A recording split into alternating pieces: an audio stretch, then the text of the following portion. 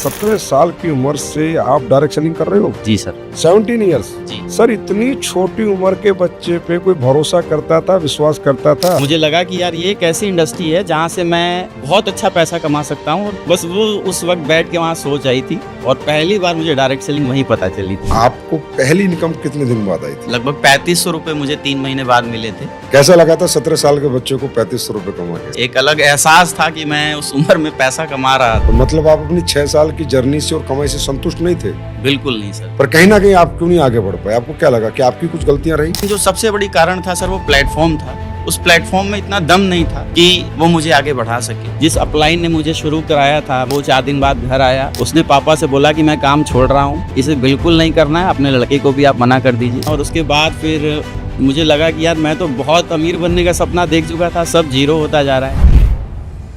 तो फिर ये बाइक गाड़ी में कितने दिन में बदली है WRV? 2017 लास्ट नवंबर में मैंने यहाँ से पहली सर अपनी सपनों की कार WRV परचेज की, होंडा WRV आई, और उसके 1-1.5 साल के अंदर ही ऑडी A6। ये WPL में आने के बाद मात्र 2.5 साल में जी सर। आप ऑडी A6 अचीवर बन चुके। बिल्कुल सर। अक्टूबर 2019 में मेरे पास ऑडी A6 थी। किसने आप पे भरोसा किया? कोई टीम तो जो पुरानी टीम तो शायद रही नहीं थी सर। पुरानी टीम के भी जो बंदे थे, मुझे जिस पे सबसे ज्यादा ट्रस्ट था कि ये मेरे साथ शुरू कर लेगा, उसने ही मना कर दिया। सर ने हौसला दिया, हिम्मत दिया। मैं उनसे बोला कि सर मैं हार चुका हूँ, तो उन्होंने बताया कि सर आप हारे नहीं हो, क्योंकि इंसान जीवन में या तो जीतता है या तो सीखता है, हारता कभी नहीं है। और तब सर मैंने वो विश्वास और सर का जो कॉन्फिडेंट था, उसने मुझे बहुत इंप्रेस किया, और देन मैंने डिसाइड किया कि मुझे बिजनेस करना।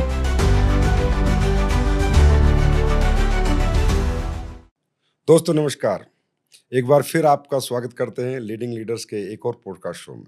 जैसा कि आपको पता है दोस्तों कि हम अपने इस पॉडकास्ट शो में उन पर्सनैलिटीज को बुलाते हैं जिन्होंने अपने क्षेत्र में एक मुकाम हासिल किया है, ऊंचाइयां हासिल की है, जिन्होंने संघर्ष किया है और संघर्ष से सफलता का सफर तय किया है, और आज वो देश में अपने आप में अपने क्षेत्र में एक मिसाल है। उसी कड़ी में हमारे बीच मौजूद हैं डायरेक्ट सेलिंग के क्षेत्र में एक बहुत बड़ा मुकाम, एक बहुत बड़ा रैंक और बहुत बड़े अचीवमेंट प्राप्त करने वाले मिस्टर अवधेश नारायण सर। अवधेश नारायण जी, आपका आज हमारे लीडिंग लीडर्स पॉडकास्ट शो में बहुत बहुत स्वागत है। Thank you sir, thank you. आपने मुझे मौका दिया इस बड़े प्लेटफॉर्म पे बोलने का। मैं बहुत सौभाग्यशाली मानता हूँ अपने आप को कि आज मुझे लीडिंग लीडर्स जैसे एक प्लेटफॉर्म पे बोलने का मौका मिल रहा है। बहुत बहुत धन्यवाद सर। अवधेश जी, आज आप डायरेक्ट सेलिंग के क्षेत्र में बहुत ऊंचाइयों पे हैं, और देश के सारे डायरेक्ट सेलर या डायरेक्ट सेलिंग को जानने वाला हर व्यक्ति आपके बारे में जानना चाहता है, पहचानना चाहता है, आपकी जर्नी समझना चाहता है कि आप कहाँ से आए, कैसे आए और आपने इतना बड़ा मुकाम कैसे हासिल किया। तो मैं सबसे पहले आपसे पूछना चाहूँगा कि आप रहने वाले कहाँ के हैं? सर मैं उत्तर प्रदेश के वाराणसी जिले का रहने वाला हूँ।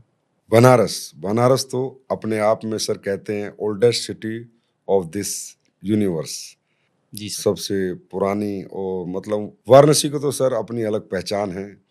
वर्ल्ड के कोने कोने में कोई भी व्यक्ति रहता है, हिंदुस्तान में दिल्ली नहीं जानता, लेकिन बनारस को जरूर जानता है।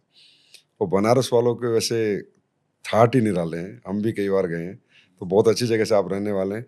तो आपके घर पे कौन कौन है? घर पे सर हमारे पिताजी हैं, मेरा एक छोटा भाई है, माताजी हैं। ये हमारे घर पे सारे फैमिली में लोग मेंबर रहते हैं। तो पिताजी क्या करते थे आपके? पिताजी सर हमारे रेलवे में कर्मचारी थे। 4th ग्रेड में वो कर्मचारी रहे हैं रेलवे में, सरकारी नौकरी रही है उनकी। तो सर जैसे कि आपने बताया कि आपके पिताजी रेलवे में चतुर्थ श्रेणी के कर्मचारी थे, तो आपका बचपन कैसे बीता और आपकी पढ़ाई लिखाई कहाँ से हुई? सर पहले हम एक यूनाइटेड फैमिली में रहते थे, जहाँ मेरे दादाजी थे, पिताजी थे, चाचा थे, मेरे पिताजी, मैं, मेरा भाई, तो लगभग 10 लोगों की पूरा परिवार रहा करता था। एंड देन आफ्टर रिटायरमेंट फिर हम अलग अलग हुए, और पिताजी की मेरी, जैसा मैंने आपको बताया कि रेलवे में कर्मचारी थे, तो एक मिडिल क्लास फैमिली में जो चीज़ें होती हैं ऐसा ही हमारा चल रहा था। बस कह सकते हैं एक नॉर्मल लाइफ थी, जैसा जीवन चलना चाहिए एक मिडिल क्लास फैमिली का, एक मध्यम वर्गीय परिवार का, वैसे ही जीवन हमारा भी रहा है सर। तो पढ़ाई कहाँ तक की आपने? सर पढ़ाई तो मैंने क्लास 8 तक अपने घर के नज़दीक से एक विद्यालय है वहाँ से की, और उसके बाद मैं रेलवे का एक स्कूल है DLW में, वहाँ से मैंने फिर आगे की शिक्षा 8th और 9th से मैं वहाँ चला गया। 9th और 10th मैंने वहाँ से किया है सर। तो जैसे कोई बच्चा पढ़ाई करता है, तो पढ़ाई करते-करते वो एक निर्णय कर लेता है कि मैं बड़े होकर ये करूँगा। कोई बच्चा सोचता है मैं ये बनूँगा, कोई बच्चा सोचता है ये बनूँगा। तो आप क्या सोचते थे जब पढ़ते थे कि मैं ये बनूँगा? सर वैसे स्कूल में तो क्वेश्चन किए जाते हैं कि आप पढ़ रहे हो तो पढ़ाई के साथ क्या करोगे? तो मेरा एक सपना था कि मैं भी किसी गवर्नमेंट जॉब में चला जाऊँ और मुझे लगता था कि अगर मैं 20-25 हज़ार, उस समय सैलरी इतनी हुआ करती थी गवर्नमेंट जॉब में, तो मुझे लगता था कि अगर इतनी सैलरी आ जाएगी तो एक अच्छी लाइफ़स्टाइल जैसे सबकी चल रही है वैसे चलेगी। क्योंकि हमारा जो बैकग्राउंड था, हमारे आस-पास की जो सोसाइटी थी, सभी मध्यम वर्गीय परिवार से थे और हमें लगता था कि बस इतने में जीवन अच्छा चला जाएगा। तो बस एक सोच थी कि आगे जब हम बढ़ेंगे, पढ़ाई करेंगे तो एक अच्छी जॉब लग जाए, बस इतनी ही सोच थी हमारी। मतलब गवर्नमेंट जॉब आपका बस। सपना था। जी, जी, जी। तो अवधेश सर, गवर्नमेंट जॉब तो लगी नहीं, पर आप डायरेक्ट सेलिंग में आए। जी। कैसे पता चला आपको डायरेक्ट सेलिंग का? दरअसल सर मैं जब 9th क्लास में एडमिशन मेरा हुआ और उस वक़्त मेरे घर पे एक मेरे रिलेटिव आए हुए थे, जो पिताजी को डायरेक्ट सेलिंग का प्लान देने के लिए आए थे। तो मेरे पिताजी ऑलरेडी गवर्नमेंट जॉब में थे, तो उन्होंने कहा कि भाई मैं गवर्नमेंट जॉब में हूँ, मैं इस काम को नहीं कर पाऊँगा और मुझे ये नहीं करना है, क्योंकि मैंने बहुत सारी कंपनी उन्होंने शायद पहले देखी हो, तो उन्होंने निर्णय लिया कि मुझे नहीं करना है। लेकिन मैं उसी वक़्त उस बीच में आस-पास मौजूद था, तो क्योंकि वो रिलेटिव्स थे तो उन्हें कोई न कोई एक जेन्युइन कारण देना था, तो उन्होंने दिया। लेकिन उन्होंने काफ़ी रिक्वेस्ट किया, तो उन्होंने बोला कि मेरा बच्चा है जिसको नई चीज़ों में काफ़ी इंटरेस्ट है, तो आप एक बार इसे बता दीजिए, क्योंकि वहाँ संडे को एक सेमिनार चलता था। वहाँ उन्होंने इनवाइट किया था पिताजी को, तो गवर्नमेंट जॉब में थे, छुट्टी थी नहीं उस दिन भी उनकी। तो मेरी केवाईसी के साथ उन्होंने मुझे इनवाइट कर दिया और बोला ठीक है तुम जाके देख लो। तो मैं बस सेमिनार में चला गया और सेमिनार में जाने के बाद फॉर्म फिलअप किया, वहाँ बैठा और इस तरीके से मुझे डायरेक्ट सेलिंग के बारे में उस दिन पता चला कि डायरेक्ट सेलिंग भी कोई चीज़ होती है, जहाँ पे बहुत कम समय में बहुत अच्छी इनकम, बहुत बड़ी ग्रोथ पाई जा सकती है और यहाँ एक मतलब पढ़ाई करने वाला बच्चा भी पार्ट टाइम करके पैसा कमा सकता है। तो ये वहाँ मुझे समझ में आया और मुझे उस वक़्त मैं सोचा करता था पढ़ाई के साथ ही, क्योंकि अब उतनी घर से तो खर्चे पानी का ही व्यवस्था मिल पाता था, वो भी बहुत मुश्किल से। तो मुझे लगा कि यार ये एक ऐसी इंडस्ट्री है जहाँ से मैं बहुत अच्छा पैसा कमा सकता हूँ और पापा से भी ज़्यादा पैसा कमा सकता हूँ। तो बस वो उस वक़्त बैठ के वहाँ सोच आई थी और पहली बार मुझे डायरेक्ट सेलिंग वहीं पता चली थी। तो अवधेश जी कौन सी क्लास में थे जब आपको डायरेक्ट सेलिंग पता चली? मैं सर 9th क्लास में था उस वक़्त। क्या उम्र थी आपकी? उम्र सर 17 साल थी। 17 साल? जी। 17 साल का बच्चा और पैसा कमाना चाहता था। पैसा किसको प्यारा नहीं है सर, और वो बच्चा जिसे पैसा मिलता ही ना हो घर से, है ना? तो पैसा देखने के बाद, सुनने के बाद और लगा कि इतना आसान काम है, बस लोगों को बताओ और लोग आपके साथ आएँगे और पैसे आप कमाने लगोगे और इसमें आपकी पढ़ाई भी डिस्टर्ब नहीं होगी। तो मुझे लगा ये सबसे अच्छा काम है, इसको करना चाहिए। 17 साल की उम्र थी आपकी। उस टाइम बच्चे खेलते हैं, कूदते हैं, मौज-मस्ती करते हैं। कहाँ 17 साल का बच्चा कोई करियर अपॉर्च्युनिटी कुछ करने के बारे में सोचता है।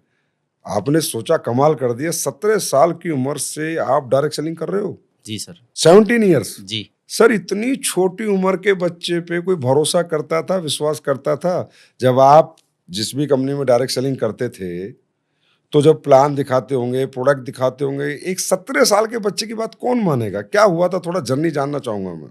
सर हुआ ये था, सबसे पहले तो मैं जॉइनिंग का प्रोसेस बताना चाहूँगा आपको, क्योंकि मैं जब वहाँ से आया आफ्टर मीटिंग और मैंने पिताजी को बताया, तो पापा ने साफ इनकार कर दिया। बोला मैंने तुझे ऐसे ही भेजा था बस अपना पीछा छुड़ाने के लिए। तुझे ये बिज़नेस नहीं करना है, तुझे पढ़ाई पे ध्यान देना है। ये सब काम नहीं करने हैं तुझे। लेकिन अब मेरे दिमाग में वो नशा चढ़ गया था कि भाई मुझे पैसे कमाने हैं। तो एक घर में कहा जाता है कि कोई चीज़ अगर नहीं मानी जाती पापा से तो एक सॉफ्ट कॉर्नर होता है मम्मी। मैंने वहाँ से फिर सोर्स लगाए और फिर 3 काफ़ी प्रयास के बाद, काफ़ी रिक्वेस्ट के बाद मेरी वहाँ पे फिर शुरुआत हुई। शुरुआत ऐसी हुई मेरी और इसके बाद शुरुआत तो हो गई, मुझे लगा काम बहुत आसान है और मैं जब प्लान देख रहा था तो वहाँ बताया जा रहा था कि बस लोगों को आप बताओ, आपके साथ लोग आएँगे, आप पैसा कमा लोगे। तो वहीं बैठे-बैठे ही दिमाग में प्लानिंग चल रही थी कि किसको बताना है।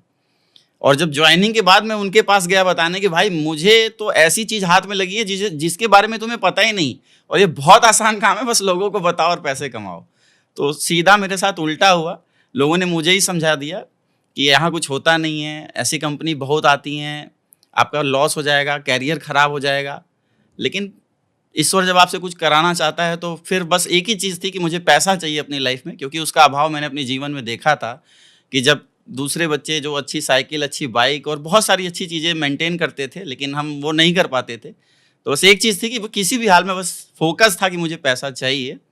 तो बस मैंने इस काम फिर मैं मीटिंग में गया, सेमिनार में गया, मैं देख रहा हूँ यार 100-200 लोग इस काम को कर रहे हैं और वो जो अपने थे जिन पे विश्वास था वो मना कर रहे हैं।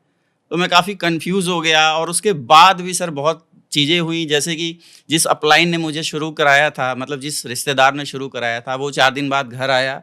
उसने पापा से बोला कि मैं काम छोड़ रहा हूँ, ये बेकार काम है, इसे बिल्कुल नहीं करना है, अपने लड़के को भी आप मना कर दीजिए। 4 दिन बाद ही? 4 दिन बाद ही सर, जॉइनिंग के 4-5 दिन बाद, मतलब ये कह सकते हैं। और उसके बाद फिर मुझे लगा कि यार मैं तो बहुत अमीर बनने का सपना देख चुका था, सब ज़ीरो होता जा रहा है।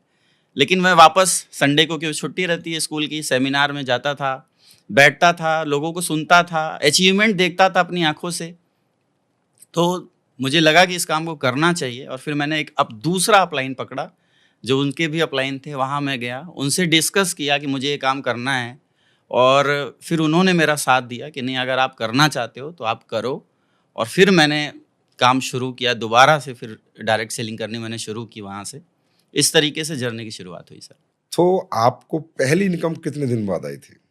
सर पहली इनकम 3 महीने बाद आई थी। लगभग 3500 रुपए मुझे 3 महीने बाद मिले थे।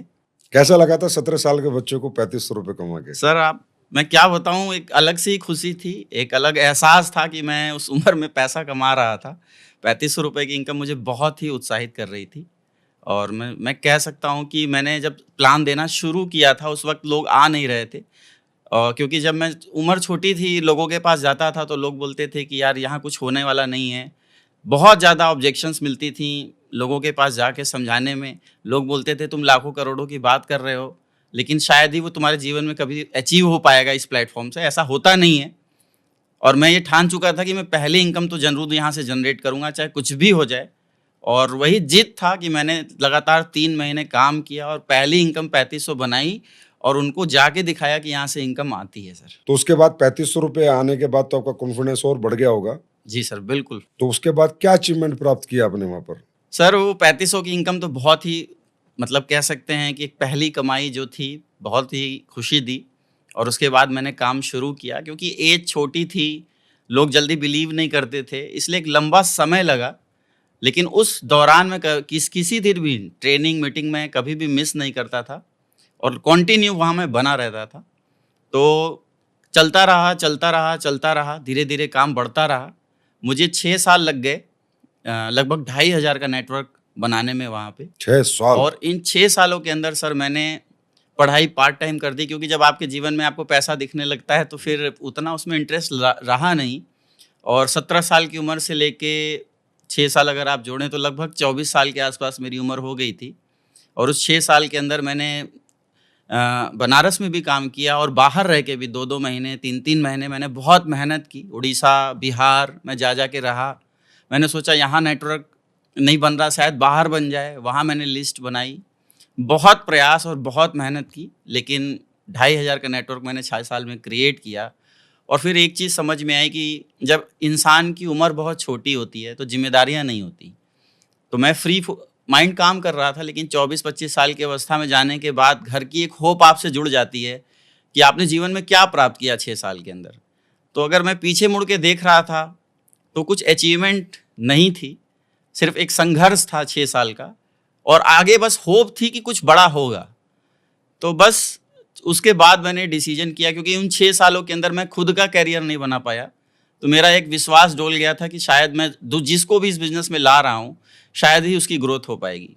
और उन 6 सालों के अंदर, क्योंकि देखिए सर शुरुआत में जब इस इंडस्ट्री की कोई भी इंसान करता है, तो 3 कारणों से करता है, लपेट, पेट और चपेट। कोई रिश्तेदार मिलता है, जैसे मेरे घर आया, उसने बिज़नेस कॉन्सेप्ट बताया और शुरुआत करा ली, क्योंकि वो रिलेटिव थे तो लोग रिश्तेदारी के चलते में शुरू कर लेते हैं। दोस्त दोस्त के पास जाता है, दोस्ती के कारण शुरू हो जाता है। उसके बाद बात करें सर, तो कोई मार्केट में जा रहा है, कोई व्यक्ति मिला और बिज़नेस अपॉर्चुनिटी शेयर की कि तुम पार्ट टाइम करके बड़ा पैसा कमा सकते हो, तो इंसान शुरू कर लेता है। और तीसरा रीज़न होता है सर, करने को कुछ नहीं है, एक काम मिल रहा है, चलो करके देख लेते हैं। तो इस इंडस्ट्री की कोई नॉलेज नहीं होती जब भी इंसान शुरू करता है पहली बार। बस इन्हीं 3 चक्करों में इंसान इस इंडस्ट्री में आता है जिसको जो पहली कंपनी मिलती है उसको सही मान के वो काम करना शुरू कर देता है। तो मेरे साथ भी ऐसा ही हुआ। 6 साल की मेहनत के बाद, संघर्ष के बाद पास में कुछ नहीं था। बस ये था कि अब उम्र हो गई है तो कुछ फैमिली के लिए करना पड़ेगा, अपने लिए करना पड़ेगा। तो मतलब आप अपनी 6 साल की जर्नी से और कमाई से संतुष्ट नहीं थे? बिल्कुल नहीं सर। तो आपको क्या लगा कि भई वो 6 साल में जो आपकी ड्रीम थी कि मुझे यहाँ तक पहुँचना है, आपको क्या लगा? क्या चैलेंजेस थे वहाँ पर जिनकी वजह से आपको लगा कि आप में तो मतलब करने की क्षमताएँ हैं, पर कहीं न कहीं आप क्यों नहीं आगे बढ़ पाए? आपको क्या लगा कि आपकी कुछ गलतियाँ रही? सर 6 सालों में मैंने ये समझ में मुझे आया जब मैंने विचार काफ़ी किया, तो उन 6 सालों के अंदर सर संघर्ष में कोई कमी नहीं रही, कोई भी ट्रेनिंग मीटिंग मिस नहीं रही, सिस्टम में लगातार मैं बना रहा। लेकिन जो सबसे बड़ी कारण था सर वो प्लेटफ़ॉर्म था। उस प्लेटफ़ॉर्म में इतना दम नहीं था कि वो मुझे आगे बढ़ा सके, क्योंकि प्रोडक्ट नो नीड के थे और उसके बाद भी हम मेहनत तो कर रहे थे, काम तो कर रहे थे, लेकिन नेटवर्क के अंदर अपलाइन जो थे, उन लोगों ने बहुत सारे प्रोडक्ट और पे-आउट को मतलब मिसमैच कर दिया। उन्होंने मतलब कह सकते हैं कि एक तरीके से बहुत सारा पैसा इधर-उधर कर दिया। इसकी वजह से भी बहुत नेटवर्क डिस्टर्ब हुआ और क्योंकि प्रोडक्ट नीडफुल नहीं थे, कस्टमर के रिव्यूज़ के प्रति अच्छे नहीं थे, तो हम जहाँ जाते थे, मेहनत करते थे, इन्फ्लुएंस करते थे, वहाँ नेटवर्क तो बना लेते थे, लेकिन जैसे हम वहाँ से हटते थे, वापस से वो नेटवर्क ज़ीरो हो जाया करता था, क्योंकि प्रोडक्ट की डिमांड दोबारा क्रिएट नहीं हो रही थी। एक बार व्यक्ति प्रोडक्ट परचेज़ कर रहा था और आफ्टर परचेज़िंग वो दोबारा परचेज़ ही नहीं कर रहा था। तो सबसे बड़ी दिक्कत वहाँ पे ये थी और सपने तो बहुत दिखाए जा रहे थे, अचीवमेंट भी दिखाई जा रही थी, लेकिन उन 6 सालों के बाद मैं इस इंडस्ट्री से तो काफ़ी नेगेटिव हो चुका था कि कुछ भी हो जाए मुझे दोबारा इस इंडस्ट्री को नहीं करना है, क्योंकि यहाँ पे सिर्फ झूठ बताया जा रहा है। कुछ लोग ही हैं जो सफल हैं, बाकी मैक्सिमम लोग असफल हो रहे हैं। मुझे ये लगा कि मैंने अपना कैरियर इन 6 सालों में बहुत ख़राब कर लिया। अगर मैं शायद पढ़ाई में रहता तो कुछ बन जाता, लेकिन 6 साल मैंने शायद अपना गँवा दिया वहाँ। मतलब आप ये कह रहे हैं कि आप प्लेटफ़ॉर्म से संतुष्ट नहीं थे, अपनी तरफ से आपने पुरज़ोर मेहनत की थी। जी सर। ये आप आज मान रहे हैं? जी। अब ये तो हमें नहीं पता, उस समय हम आपके साथ नहीं थे। अच्छा, ये भी पूछना चाहूँगा, जैसे 17 साल का बच्चा जाता आता कैसे था लोगों को प्लान दिखाने? सर मेरे पास पहली साइकिल थी, घर से स्कूल कॉलेज जाने के लिए साइकिल थी। मैंने साइकिल से इस बिज़नेस की शुरुआत की थी और उस समय एक बैग लेकर, फ़ोल्डर लेकर लोगों के पास जाते थे और मिलते थे, इन्विटेशन करते थे कि सर हमारे पास एक बहुत अच्छी बिज़नेस अपॉर्च्युनिटी है जहाँ से आप पैसे कमा सकते हैं, एक्स्ट्रा इनकम कर सकते हैं। लेकिन पहले इंसान उम्र देखता था और उसके बाद ही निग्लेक्ट कर देता था। बहुत सारी ऑब्जेक्शंस, मतलब नो तो मैंने जीवन में 17 साल की उम्र से सुनना शुरू कर दिया था। लेकिन डायरेक्ट सेलिंग में ख़ासियत है सर कि आपको हमेशा ट्रेनिंग्स और मीटिंग्स में पॉजिटिविटी मिलती है। जब आप जैसे लोगों को सफल होते देखते हैं तो आपको ये होप मिलती है कि आप भी कर सकते हैं। यही एक कारण था कि मैं 6 साल लगातार उस बिज़नेस में बना रहा और जब मैंने प्रयास जारी रखा तो धीरे-धीरे लोग आने शुरू हो गए और उनके रेफ़रेंस से और भी लोग आने शुरू हो गए, जिससे नेटवर्क क्रिएट होना शुरू हो गया सर। अवधेश जी, ये जो कहते हैं ना साइकिल वाले आते हैं, ऑडी के और मर्सिडीज के सपने दिखाते हैं, सब आपकी कहानी सुन के कहते हैं जी सर। कि ये, लेकिन उन्हें ये पता होना चाहिए कि साइकिल पे अवधेश जी शुरू हुए थे और साइकिल पे ही बड़े-बड़े लोग, खासकर डायरेक्ट सेलिंग के क्षेत्र में, सब साइकिल और पैदल शुरू हुए थे और सबने सपने दिखाए भी और सबने सपने पूरे भी किए। जी सर, जी सर। तो जैसा कि आपने बताया कि आपने डायरेक्ट सेलिंग छोड़ ही दी थी और आप नेगेटिव हो गए, तो क्या आपने छोड़ दी थी, क्विट कर दी थी बिल्कुल डायरेक्ट सेलिंग? बिल्कुल, बिल्कुल क्विट कर दी सर। मैं 100% नेगेटिव था इस इंडस्ट्री से। फिर आपने क्या किया है अपने जीवन यापन के लिए? मैं सर बिल्कुल इस इंडस्ट्री से नेगेटिव हो चुका था। मैंने ये विचार बना लिया था कि मैं दोबारा कभी भी इस इंडस्ट्री को नहीं करूँगा और फिर मैंने इंश्योरेंस सेक्टर के अंदर काम किया, रियल एस्टेट के अंदर काम किया, क्योंकि 6 सालों में बेचना तो सीख गया था, सेल्स की नॉलेज आ चुकी थी, वो फ़ायदा मुझे हुआ यहाँ पे और मैंने फिर ज़मीनें सेल की, इंश्योरेंस सेल्स किया। मैं लगातार लगभग 2014 से 2017 लास्ट तक मैंने यही काम किया सर। 18-20 हज़ार रुपए महीना मैं निकाल लिया करता था वहाँ से। मतलब 2014 में आपने क्विट की और 2017 तकरीबन 4 साल आपने डायरेक्ट सेलिंग की कोई कंपनी, कोई सिस्टम देखा ही नहीं। नहीं सर। मतलब आप पूरी तरह से डायरेक्ट सेलिंग को अलविदा कह चुके थे। बिल्कुल सर। अब ये अलविदा कहने वाला व्यक्ति, इतना नेगेटिव व्यक्ति, फिर दोबारा डायरेक्ट सेलिंग में कैसे आया? सर एक बात कही जाती है कि जब आप किसी काम को बहुत शिद्दत से कर लेते हैं, तो कहीं न कहीं उसका इंटरेस्ट तो आप में बना रहता है और क्योंकि जीवन की पहली बार मैंने कोई काम किया था, 6 साल उस पे मेहनत की थी, तो एक चीज़ था कि यार ठीक है, नहीं हुआ अचीव, लेकिन वही है कि जब किस्मत आपसे कुछ कराना चाहती है तो मौके बार-बार देती है। और कहा जाता है कि सर एक बार डांसर डांस करना छोड़ दे, लेकिन उसके मनपसंद का गाना अगर बज जाए तो कदम थिरकी जाते तरह हैं। की जाती है। और ऐसा ही हुआ। अगस्त 2017 के आसपास मैं फ़ेसबुक चला रहा था और एक महान शख्सियत मैं आज कह सकता हूँ जिन्होंने लाखों लोगों के जीवन को बदला है, महिपाल सर का एक पोस्ट आया हुआ था कि 1 वीक में मेरी इनकम 8.5 लाख रुपए हुई है। तो मैं जब उनकी प्रोफ़ाइल में गया तो मैंने देखा कि प्रीवियस कंपनी जिसमें मैं काम कर रहा था उसी का नाम लिखा था। मैं कन्फ्यूज़ हो गया क्योंकि वहाँ मैक्सिमम महीने का 8 लाख आता था, यहाँ वीक का 8.5 लाख। तो ये कन्फ्यूज़न की वजह से मैंने सिर्फ़ उनको मैसेज कर दिया कि हेलो सर। उन्होंने रिप्लाई दिया। मैंने पूछा कि आप प्रीवियस कंपनी में हो? बोले नहीं। फिर मैंने क्वेश्चन किया कि आप क्या कर रहे हो? तो फिर वहाँ से फिर बात शुरू हुई सर। फिर सर ने टाइम भी दिया मुझे मिलने का, लेकिन क्योंकि मैं नेगेटिव था, मुझे करना ही नहीं था, तो फिर मैंने मना मतलब गया ही नहीं। मतलब महिपाल सर ने बुलाया था आपको जी कि सर। आओ मैं समझाता हूँ क्या है, जी, तो आप नहीं गए? नहीं फिर गया। क्या हुआ? फिर एक बार मैं फ़ेसबुक चला ही रहा था, मैंने देखा कि महिपाल सर वाराणसी में आए हुए हैं, कोई उन्होंने मीटिंग की थी, अपने लीडर्स के साथ हैंडशेक करते हुए उन्होंने जो उसके साथ फ़ोटो डाली थी, तो मैं सोचा सर बनारस आए हुए हैं, तो ये तो चांस है मिलने का। एक बार फिर से मैसेज करते हैं, दोबारा मैसेज किया, फिर सर ने समय दिया, लेकिन फिर किस्मत ख़राब और फिर मैं नहीं गया क्योंकि मैंने सोचा फिर जाऊँगा, डायरेक्ट सेलर है भाई तो पढ़ा ही देगा। हाँ। तो फिर मैंने फिर कैंसल कर दिया, फिर मैं नहीं गया। मतलब महिपाल सर के बनारस आने के बाद भी आप उनसे मिलने नहीं गए? नहीं गया, फिर दिमाग में आ रहा था कि जाऊँ, जाऊँ, जाऊँ। और फिर मैंने जब लास्ट में फ़ोन किया कि सर मैं मिलना चाहता हूँ, तो सर ने बताया कि मेरी फ़्लाइट है सर, मैं निकल गया हूँ। अच्छा, फिर क्या हुआ? फिर उसके बाद उन्होंने मेरे कह सकते हैं मेरे जीवन को बनाने वाले आज मैं जहाँ भी हूँ, उनकी वजह से हूँ।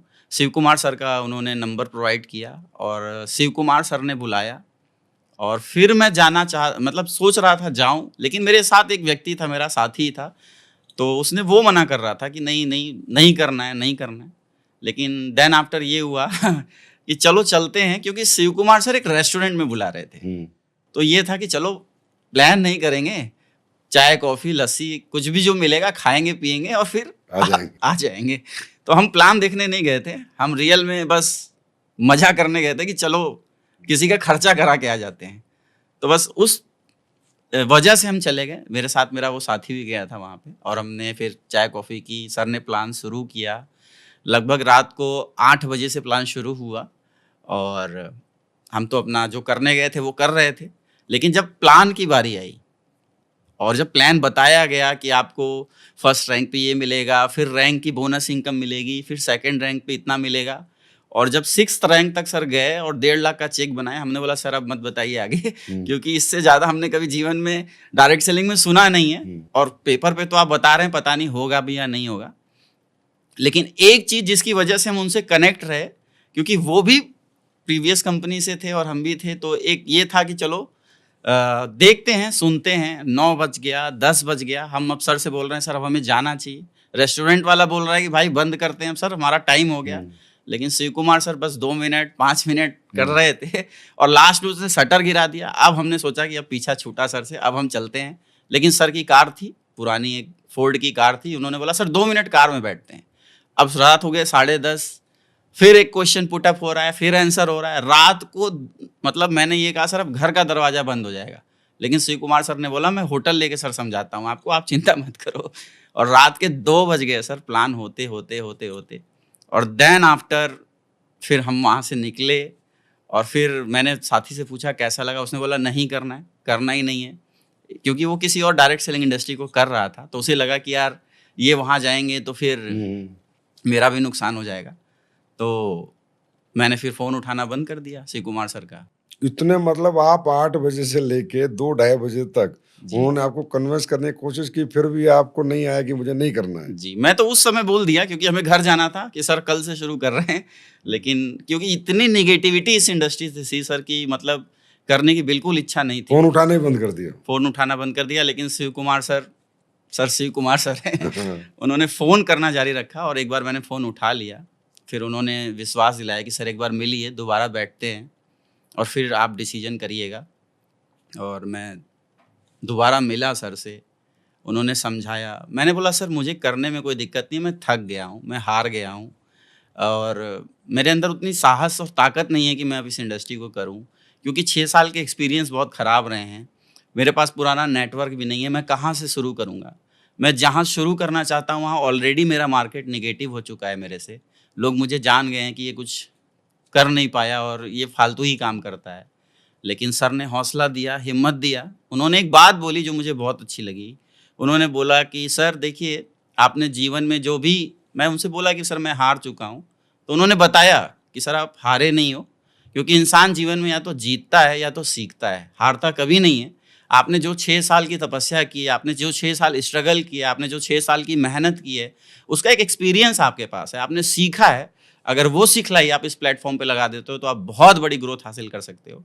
और तब सर मैंने वो विश्वास और सर का जो कॉन्फिडेंट था और सर की जो मेहनत थी रात को 2 बजे तक मुझे कार में बैठा के समझाने की, उसने मुझे बहुत इम्प्रेस किया और देन मैंने डिसाइड किया कि मुझे बिज़नेस करना है, दोबारा आ गए। दोबारा आना है सर। फिर आपने दोबारा शुरू कर दिया। जी सर। सर 4 साल का अंतराल था। 4 साल आप ट्रेडिशनल बिज़नेस में थे। तो आपके साथ कौन आया फिर शुरू-शुरू में? मतलब किसने आप पे भरोसा किया? कोई टीम तो जो पुरानी टीम तो शायद रही नहीं होगी। नहीं थी सर, और पुरानी टीम के भी जो बंदे थे, जो साथी था मेरा, वो खुद मना कर रहा था। मुझे जिस जिस पे सबसे ज़्यादा ट्रस्ट था कि ये मेरे साथ शुरू कर लेगा, उसने ही मना कर दिया हुँ। था। तो फिर सर ने अमित दुबे सर से मिलाया मुझे। पहली बार बीएचयू में मैं गया, सर से मिला। सर ने बताया कि सर कोई बात नहीं है, हम एक नई टीम खड़ी करेंगे, एक नया नेटवर्क खड़ा करेंगे। मैं आपको बताता हूँ कैसे करना है। फिर सर ने मुझे पूरे एस्क्लेपियस वेलनेस के प्रोडक्ट दिखाए। उस समय सिर्फ 6 या 7 प्रोडक्ट हुआ करते थे और बताया कि सर आप ऐसे करो काम, एक यूज़र लिस्ट बनाओ आप और एक डिस्ट्रीब्यूटर की हम लिस्ट बनाएँगे। तो जो यूज़र लिस्ट होगी उसमें अगर कोई बीमार है, कोई परेशान है लाइफ़स्टाइल डिज़ीज़ से, आप उसकी लिस्ट बनाओ। तो सर मुझे सबसे ज़्यादा कॉन्फिडेंट एडब्ल्यूपीएल पे आया, मैं वो दिन बताना चाहूँगा कि मेरा एक दोस्त था, बाइक मैकेनिक था, उसको एलर्जी थी पूरी बॉडी पे, रैशेज़ हो जाया करते थे और पिछले 2-3 साल से वो परेशान था। तो अब मुझे प्लेटफ़ॉर्म तो दिख गया था, मिल चुका था। मैं एक दिन उसके पास बैठा था, उसने बताई अपनी परेशानी और मैंने सोचा चलो इसी पे ट्राई करके देखते हैं कि संस्था सही होगी तो देखते हैं क्या हो सकता है। और मैंने उसको प्रोडक्ट रिकमेंड कर दिए, उसने प्रोडक्ट ले लिए। 3-4 दिन बाद मैं गया, वो रोने लगा, बोला क्या हो गया, नुकसान तो नहीं कर दिया? बोला भाई मैं 2 साल से परेशान था, टैबलेट खाता था, मलहम लगाता था, तब मेरा ये बीमारी सही रहता था। लेकिन आज 4 दिन बाद मुझे इतना रिलीफ़ है कि मुझे मलहम और दवाई खाने की ज़रूरत नहीं पड़ी। तो वो कॉन्फिडेंट अचानक मेरा इतना बूस्ट कर गया, मैं इतना खुश हो गया सर, मैं क्या बताऊँ। मैं पहली बार मैंने ये देखा कि बिना प्लान बताए प्रोडक्ट सेल हो रहा है। ये कॉन्फिडेंट मुझे बहुत दिया। फिर उस व्यक्ति ने कई सारे लोगों को रेफ़रेंस दिया, मैंने गुरुजी को बुलाया, उन्होंने समझाया, बहुत सारे प्रोडक्ट सेल आउट हुए और बिना प्लान बताए जब पैसा आया खाते में, तो एक अलग ही कॉन्फिडेंट था कि बहुत कुछ किया जा सकता है। तो वो कॉन्फिडेंट मेरा वहाँ से बिल्ड हुआ और फिर धीरे-धीरे सर, क्योंकि मैं परेशान था, मुझे पता था कि मेरे जैसे बहुत सारे लोग परेशान हैं। तो फिर मैंने कॉन्टैक्ट जुटाने शुरू किए, जिन लोगों ने डायरेक्ट सेलिंग की है, मेरे जैसे लोग जो असफल रहे, मैं उनसे उनसे कॉन्टैक्ट साधने की कोशिश शुरू कर दिया। क्योंकि मैंने फेसबुक के थ्रू महिपाल सर से संपर्क किया तो मुझे आइडिया आ गया कि मैं भी फेसबुक के थ्रू ही सोशल मीडिया का इस्तेमाल करके लोगों तक पहुंच सकता हूं, और वो स्ट्रेटजी मैंने अपनाई। फिर उसके बाद धीरे-धीरे लोग आना सर शुरू हो गए और नेटवर्क क्रिएट हो गया सर। मतलब आपको जो सबसे बड़ा कॉन्फिडेंस था, वो था कि आपने पहले काम किया तो प्लान दिखाओ, ये दिखाओ, सिर्फ प्रोडक्ट दिया और व्यक्ति ने आपको पैसे दिए। प्रोडक्ट बिल्कुल दिया सर। और पैसे दिए और प्रोडक्ट के रिज़ल्ट आए और आपके खाते में पैसे आए तो आपको लगा भाई यहाँ तो आसान सा काम हो गया। बिल्कुल, एक बिल्कुल। तरह से आसान हो गया। जी, क्योंकि पहले प्लान देते थे सर तो क्या था, लोग नेगेटिव बातें बोलते थे, यार ये जोड़ने का काम है, इसमें तो जोड़ना पड़ेगा, लोग जुड़ेंगे तब पैसे आएँगे। लेकिन यहाँ क्या था, सिर्फ़ हेल्थ अवेयरनेस और प्रोडक्ट की इन्फॉर्मेशन दे के ही पैसे आ जा रहे थे। तो बहुत मज़ा आया सर काम करने में शुरू में। सर फिर जब आपने ईडब्ल्यूपीएल शुरू की तो फैमिली जो आपके पिताजी, माताजी थे, भाई था या जो भी फैमिली में और भी लोग थे, क्योंकि उन्होंने आपकी 6 साल की जर्नी में आपको देखा था एक तरह से एज़ ए फेलियर ही देखा था कि भई कुछ कर नहीं पाए 6 साल में और फिर एक 4 साल में नए-नए काम कर रहा है और फिर आप दोबारा डायरेक्ट सेलिंग में आते हो ईडब्ल्यूपीएल के माध्यम से। तो उस टाइम परिवार ने विरोध नहीं किया आपका? आपने कैसे पॉजिटिव किया उनको? सर विरोध करने ही नहीं दिया, क्योंकि जब मैंने एडब्ल्यूपीएल की शुरुआत की तो आयुर्वेदिक प्रोडक्ट थे। तो पहली बार जब मेरी जॉइनिंग हुई, 100 एसपी का प्रोडक्ट बाय कूरियर घर आया। तो जैसे ही प्रोडक्ट घर आया तो लोगों ने पहले भी पैकेज आते थे, तो घर वालों के दिमाग में गया कि फिर से इसने कोई ऐसा काम शुरू किया। लेकिन प्रोडक्ट क्योंकि आयुर्वेदिक थे और उस पे हेल्थ के प्रोडक्ट थे, तो पूछा घर वालों ने कि आपने फिर से शुरू किया? मैंने बोला नहीं, मैंने एक आयुर्वेदिक कंपनी ज्वाइन की है, उसमें आयुर्वेदिक प्रोडक्ट हैं जिसको मार्केट में लोगों को प्रोवाइड करना होता है। मैंने वो काम नहीं शुरू किया है, मैं बस ये प्रोडक्ट लोगों को प्रोवाइड कर रहा हूँ, मैंने ये काम शुरू किया। तो मैंने बताया ही नहीं कि मैंने दोबारा वो काम शुरू किया है, बस आयुर्वेदिक प्रोडक्ट में काम करता हूँ, ये लोगों को प्रोवाइड करता हूँ, ये बताया था मैंने। अच्छा, डायरेक्ट सेलिंग करते हो ये नहीं बताया? नहीं बताया था सर। तो फिर तो उन्होंने कुछ बोला ही नहीं होगा? कुछ नहीं बोला, बोला ठीक है आप करो। कब पता चला उन्हें कि आप डायरेक्ट सेलिंग भी करते हो? डायरेक्ट सेलिंग सर जब मैं टोपाज बना, और मैं रियल बताऊं कि मुझे यकीन नहीं था कि 1.5 लाख एक बार में आएंगे। मैं रात में दिन में कई बार चेक किया अकाउंट, और उसके बाद जब 1.5 लाख रुपए मेरा एक सिंगल चेक बना, तब मेरे घर वालों को लगा, क्योंकि क्या है, आप डायरेक्ट सेलिंग आप करना शुरू कर देते हैं तो ये बात छिपती नहीं है। सुबह आपको रिपोर्टिंग करनी है, शाम को आपको रिपोर्टिंग करनी है, टीम से मिलना है, ग्राउंड में एक्टिविटी करनी है। तो जैसे ही मेरा वर्किंग कल्चर चेंज हुआ तो लोग अपने आप समझ गए कि ये वापस वही काम करना शुरू कर चुका है। तो फिर विरोध नहीं हुआ सर, क्योंकि अगर मैं बोलूं तो मेरे परिवार ने, माताजी ने, पिताजी ने आज तक मेरा कभी प्रेशर नहीं बनाया कि नहीं तुम्हें ये काम नहीं करना है, कभी उन्होंने नहीं बनाया। मैं आज जहाँ भी हूँ, जिस पोजीशन पे हूँ, उसका कारण मेरी फैमिली है, क्योंकि उन्होंने हमेशा मुझे सपोर्ट किया कि ठीक है तुम्हें जो करना है करो, बस कोई गलत काम मत करना और जीवन में आगे बढ़ो। कहते हैं वही बच्चे सफल होते हैं जिनके माँ बाप अपनी मर्जी अपने बच्चों पे नहीं थोपते हैं।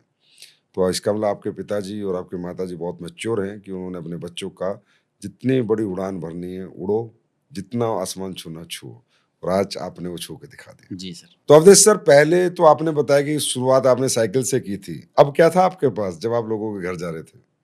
सर एसलीपीएस में शुरुआत बाइक से हुई। बाइक भी बिल्कुल ही कह सकते हैं उसका साइलेंसर तक फटा हुआ था, और अमित गुरुजी जब मेरी बाइक पे बैठते थे तो ये बोलते थे कि यार ये सही सलामत पहुंचा देगी या नहीं पहुंचा देगी, क्योंकि अक्सर वो उनके पास एक पैशन प्रो बाइक थी, और अक्सर जब मेरी बाइक को खड़ा करा देते थे और अपनी बाइक से चलते थे, क्योंकि वो बोलते थे कि तुम्हारी बाइक में सिर्फ गाड़ी ही आवाज़ कर रही है, मतलब पूरा ब्रेक व्रेक सब कुछ हिलता ही डुलता था। उस तरीके से हमने AWPL की शुरुआत की थी।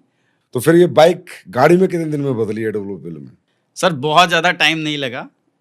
2017 लास्ट नवंबर में मैंने यहाँ से पहली सर अपनी सपनों की कार WRV परचेज की, होंडा WRV सर। 1 साल में? 1 साल, मात्र 1 साल? 1 साल के अंदर सर। उसके बाद आपने दूसरी गाड़ी कौन सी ली? सर और उस गाड़ी को, जो मैंने दूसरी गाड़ी परचेज की, तो 1 साल भी नहीं बीते थे, लगभग 1 साल होने वाले थे, मैंने जो दूसरी गाड़ी यहाँ से परचेज की सर, वो ऑडी A6 परचेज की सर। Audi A6? जी सर, जब आपने ऑडी से A6 परचेज करने में कितना समय लगा आपको? यहाँ पर कितने साल की जर्नी थी आपकी? 1 से 1.5 साल का ही समय बीता होगा सर। होंडा WRV आई और उसके 1.5 साल के अंदर ही ऑडी A6 आई। मतलब मैं अगर ये कहूँ कि AWPL में आने के बाद मात्र 2.5 साल में जी सर, आप ऑडी A6 अचीवर बन चुके हैं। बिल्कुल सर। 2019 में मेरे पास आ गई थी सर, अक्टूबर 2019 में मेरे पास ऑडी A6 थी, और जनवरी 2017 से मैं इस बिजनेस को फुल टाइम कर रहा हूँ। आया था पार्ट टाइम ही, लेकिन फुल टाइम के पीछे भी एक कारण है सर, मैं बताना चाहूँगा। एक इवेंट हुआ था सर दिल्ली में, ग्रैंड जलवा शो करके एक इवेंट हुआ था, उसमें हम जनरल, मतलब टिकट तो हुआ नहीं था। अमित सर ने बोला कि आपने जाना है इवेंट में। मैंने बोला सर मैंने 6 साल बहुत सारे इवेंट देखे हैं, इवेंट में मैं जाऊँगा ही नहीं। बहुत सारे तालकटोरा स्टेडियम मैंने 6 साल के अंदर देखे हैं, मैं नहीं जाऊँगा।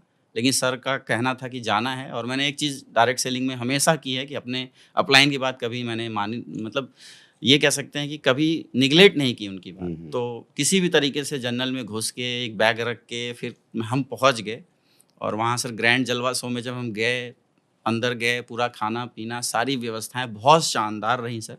पहली बार मैंने किसी, मतलब कंपनी तो एक ही की थी, लेकिन ऐसी व्यवस्था पहली बार मैंने वहाँ देखी। और उसके बाद सर मैंने आपको जब लास्ट में सुना, आपकी स्पीच मैंने वहाँ सुनी, तो एक कॉन्फिडेंट अलग सा डेवलप हो गया कि बस अब इसमें कुछ तो करके दिखा देना है।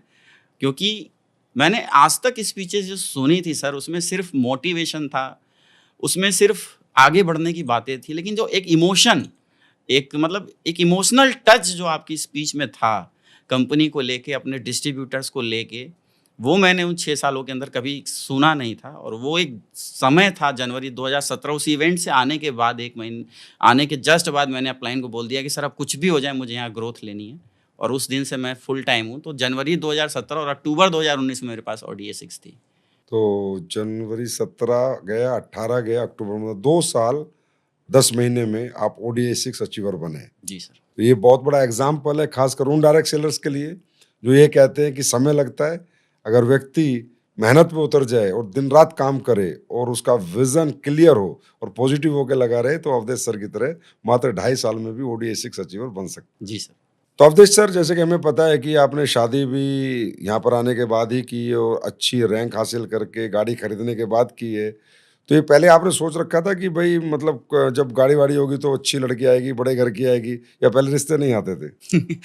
सर 6 साल काम करने के बाद समाज में और रिश्तेदारों में एक इमेज बन गई थी कि इनका लड़का आवारा है और आवारा के पास शादी के निमंत्रण कहाँ आएँगे? आवारा?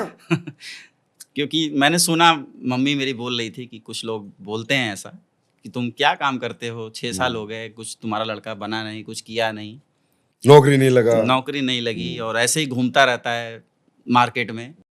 तो शादी तो दूर की बात है, लोग आते ही नहीं थे। मैं बोलूँ तो शादी भी एडब्ल्यूपीएल की वजह से ही हुई, क्योंकि शादी के निमंत्रण तब आने शुरू हुए सर जब मैंने पहली कार मतलब परचेज़ की, होंडा डब्ल्यूआरवी मैंने परचेज़ की। तो शादी के निमंत्रण आने शुरू हो गए। उन्हें लगा, लोगों को लगा कि हाँ, इसका लड़का कुछ अब अच्छा कर रहा है। अच्छा।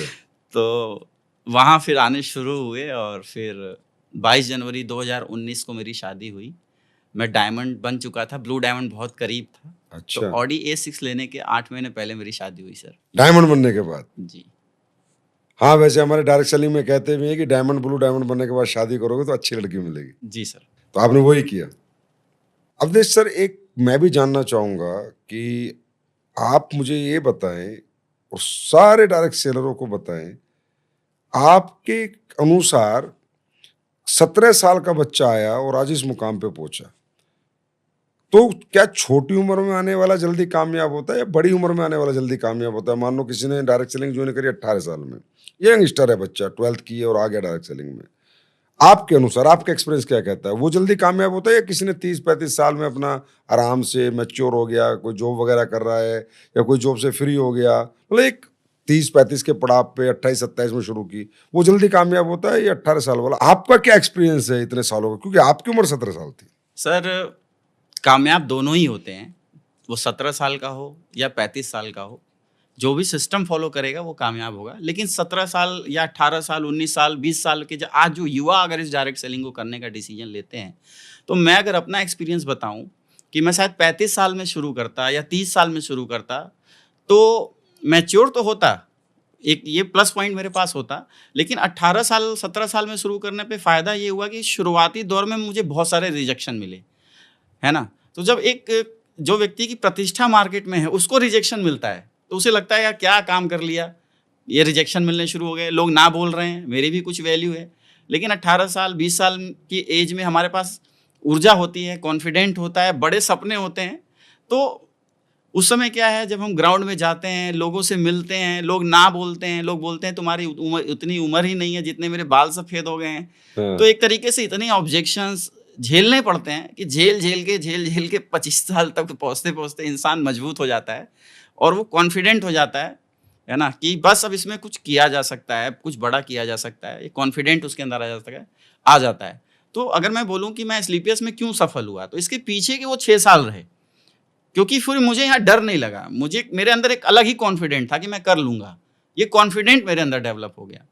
तो सर 18 साल, 19 साल, 20 साल में जो युवा आज करने का डिसीजन ले रहे हैं, एक बहुत शानदार डिसीजन है डायरेक्ट सेलिंग करने का।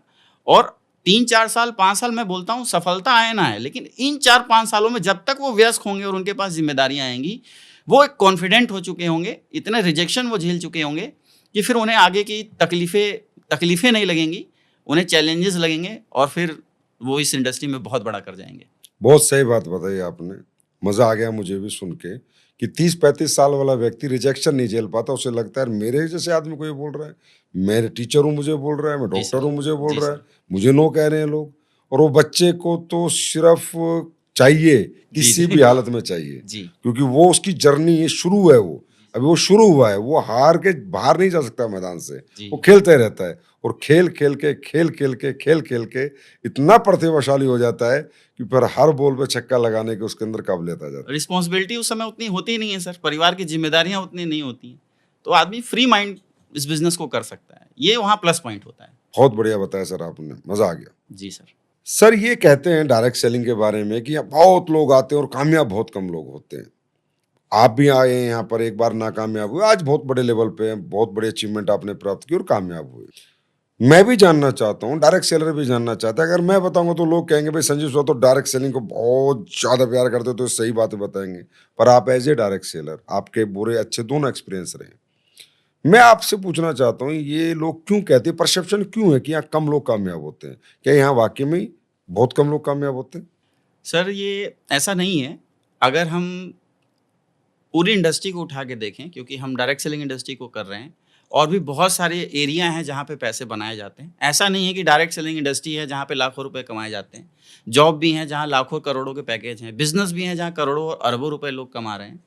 लेकिन हर प्रोफ़ेशन में सर, जो भी प्रोफ़ेशन, जो भी आप काम उठा के सर देखते हैं मार्केट के अंदर में, हर जगह 100% लोग कहीं सफल नहीं है सर। फेलियर तो हर जगह है। एक बच्चा जो पढ़ाई कर रहा है, बहुत सारे बच्चे हैं जो इंजीनियरिंग की पढ़ाई करते हैं, लाखों में करते हैं, लेकिन कुछ हैं जितनी सीटें हैं उतने ही सेलेक्ट होते हैं। बहुत सारे लोग हैं जो एक्टिंग फील्ड में मुंबई जाते हैं, मेहनत करते हैं, प्रयास करते हैं, एक-एक दिन भूखे रहते हैं, जॉब करते हैं और प्रयास करते हैं कि वो सफल हो जाएँ। लेकिन उनका पूरा करियर लाइफ़ खत्म हो जाती है और वो उस मुकाम तक नहीं पहुँच पाते। तो इस फ़िल्म इंडस्ट्री में भी बहुत सारी फेलियर है। बहुत सारे बच्चे डॉक्टर बनने के लिए पढ़ाई करते हैं, लेकिन कुछ लोग ही सेलेक्ट होते हैं। तो हर एक इंडस्ट्री सर, बिज़नेस में कहा जाता है सर 100 लोग अगर बिज़नेस की शुरुआत करते हैं तो मात्र 5 लोग सफल होते हैं। 95% लोग बिज़नेस की जो रिक्वायरमेंट्स हैं, बिज़नेस की जो ज़रूरतें हैं, उनको पूरा न कर पाने की वजह से असफल हो जाते हैं। तो असफलता का सर हर जगह देखेंगे आप, तो हर जगह सफलता भी है और असफलता भी है। सफल वो बने जिन्होंने उस बिज़नेस के, उस इंडस्ट्री के या उस काम के पैरामीटर्स जितने भी हैं, उन्हें फ़ॉलो किया। डॉक्टर बच्चा वो बना जिसने दिन-रात पढ़ाई की, वो बन पाया। इंजीनियर वो बना जिसने इंजीनियर की बनने के लिए जो पैरामीटर्स हैं, उनको फ़ॉलो किया। तो सर, सफलता और असफलता मैं ये मानता हूँ कि हर एक इंडस्ट्री में है। सफल वही बनेगा जो उस इंडस्ट्री के द्वारा बनाए गए पैरामीटर्स को 100% फ़ॉलो करेगा, वो इस इंडस्ट्री में ज़रूर सफल बनेगा। वैसे ही डायरेक्ट सेलिंग इंडस्ट्री में भी सर, बहुत सारे लोग असफल हैं, लेकिन बहुत सारे लोग सफल भी हैं। तो दोनों जगह सर यही अंतर है, मैं तो देखूँ। आपके अनुसार मोटिवेशन में लोग आ तो जाते हैं कि मैं जी, डॉक्टर बनूँगा, इंजीनियर बनूँगा, डायरेक्ट सेलर बनूँगा, फ़िल्म स्टार बनूँगा। लेकिन उसके अनुसार खुद को एजुकेट नहीं करते, नहीं जितना करते। मैं समझ पा रहा हूँ। जी, जी। कि जो एजुकेशन है उस इंडस्ट्री की, चाहे वो डॉक्टर बनने की हो, चाहे इंजीनियर बनने की हो, चाहे आर्किटेक्ट बनने की हो, चाहे फ़िल्म स्टार बनने की हो, जो पैरामीटर्स वहाँ बने हैं, जो सब्जेक्ट्स हैं, उन सब्जेक्ट्स के परिपक्व नहीं होते, जी उनको सर। पढ़ते नहीं हैं, उनके अनुसार चलते नहीं हैं। जी। यही आप कहना चाह रहे हैं, जहाँ तक जी, मुझे जी। लग रहा है? जी, बिल्कुल सर। आपने बिल्कुल सही कहा देश सर।